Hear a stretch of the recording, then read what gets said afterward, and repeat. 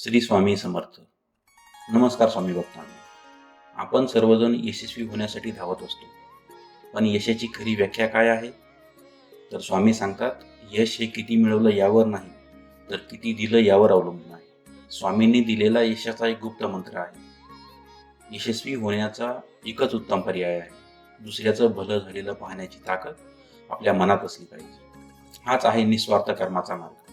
आपल्या मनात ईर्ष्या किंवा मत्सर निर्माण होतो, तेव्हा आपली सगळी सकारात्मक ऊर्जा नष्ट होते. दुसऱ्याच्या प्रगतीमुळे दुःखी होणे हे आत्मनाशासारखे आहे. जो दुसऱ्याचे वाईट चिंततो, स्वामींची कृपा त्याला कधीच मिळत नाही. आपले कर्म शुद्ध आणि प्रामाणिक असले पाहिजे. स्वामी सांगतात, तुम्ही फक्त तुमचे कर्म प्रामाणिकपणे करत राहा आणि फळाची चिंता करू नका. तुम्ही कोणाला फसवू नका, कोणाचे वाईट चिंतू नका. जेव्हा तुम्ही दुसऱ्याच्या आनंदासाठी आणि भल्यासाठी मनापासून प्रयत्न करता, तेव्हा तुमची ऊर्जा अनेक पटीने वाढते. ब्रह्मांडात तुम्ही जे पेरता तेच तुम्हाला परत मिळते.